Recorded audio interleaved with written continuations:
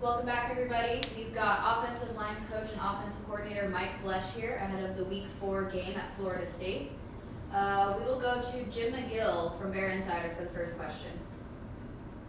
Hey, Mike, the running game this season probably hasn't been where you'd want it to be, but in the second half, it's like everything came together. What was the difference?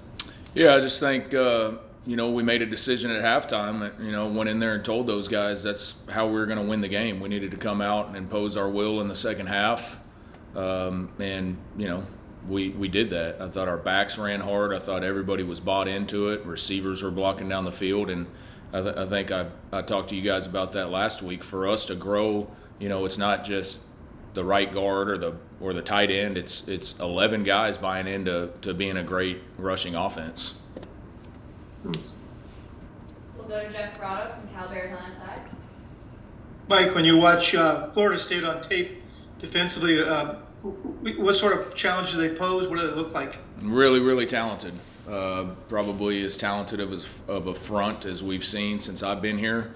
Athletic linebackers that can run and really good cover guys. So it's going to be a great challenge for us. You look at their games this year, they're giving up just right around 24 points a game. So they're not, giving up a ton of points. They've been stingy against the run and the pass, and they're a very, very good defense. Thank you. We'll go to Matt Moreno from Rivals.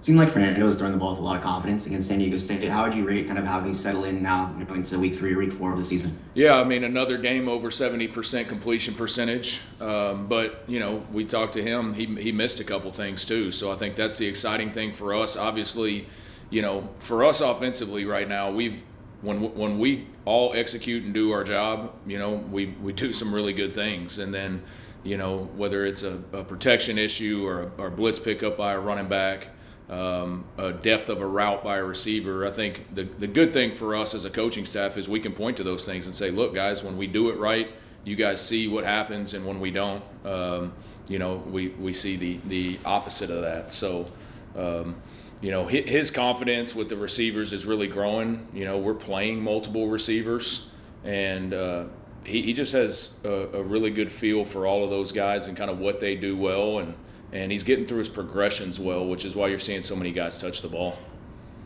All right, we'll go to Cody Henderson from the League Winners. Hey, Coach, two-part question. Corey Daes, had 4 catches on Saturday night. Can we expect to see more of him going forward? And then can we also expect to see a little bit more heavy personnel packages with him on the field with Jack injuries? Yeah, so that's kind of what we did in the second half, played with those two guys on the field together. It was great to see Corey get loose on a couple plays. I know he wishes he had that last one back. But he had a great game. We're very confident in Corey and Jack, and they're two of our best players on offense. So finding ways to continue to keep them both involved in the game plan week to week is definitely going to be a priority for me. Thanks, Coach. We'll go to Steve Kroner from the SF Chronicle. Hey, Mike, good morning. Good morning. You guys have obviously won 3 games and played well enough on offense to win those 3 games, and you're doing it without at least 4 starters, and in a sense, you've done it for 4.5 games without Jaden too.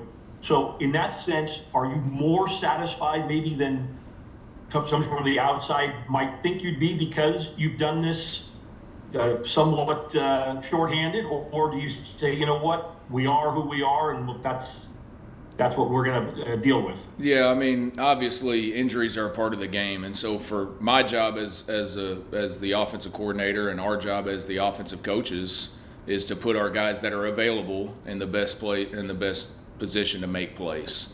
And we can't sit here and talk about injuries because at the end of the day, nobody cares. When we sit down in December or January and we start tallying up wins and losses, it's not, oh, well, this game they had 4 guys out and this game they had 3 guys out. Nobody cares. So that's the way I've approached it. I've approached it with the mindset of we have a standard offensively of how we want to operate, how we want to do things, and it's got to be a next man up mentality. We have over 40 guys on scholarship on offense, and they're here for a reason, and so they've got to be able to step up and make plays, and I think you're seeing that with guys like Isaiah and Jet and the guys that have stepped up in the place of some of those injured guys. Great, thank you. We'll circle back to Jeff Ferrato. Another question about Corey Daes.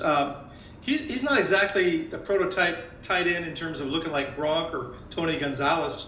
6'1", I think, and 220. What makes him so effective, and how is he as a receiver versus as a blocker? Yeah, I think the thing that makes him so effective is he presents a problem for the defense. Do they treat him as a slot receiver, or do they treat him as a tight end? And that's, kind of what we get into week to week, is how people are going to play us when he's in the game, because he can run routes like a receiver. So if you bring in a big body to stop the run, assuming that we're going to run the ball out of 12 personnel, then he's got a matchup that we feel great about on the perimeter.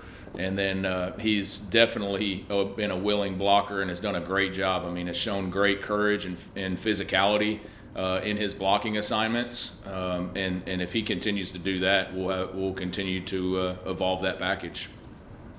Very good, thanks. We'll go back to Cody Henderson. Yeah, Coach, Jamal Wiley got a couple of carries there towards the end of the game. Can you talk about what you saw out of him, and how important it is for him to get snaps now, knowing that he might play a more significant role next season?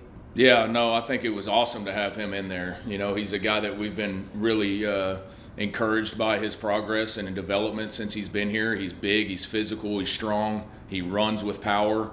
Those are things that we're looking for in that running back room. Obviously, short yardage has been a disappointment in my eyes through the first 3 games, and we're going to lean on him moving forward. But I've been really excited with what he's done and just the type of presence he can bring for us back there.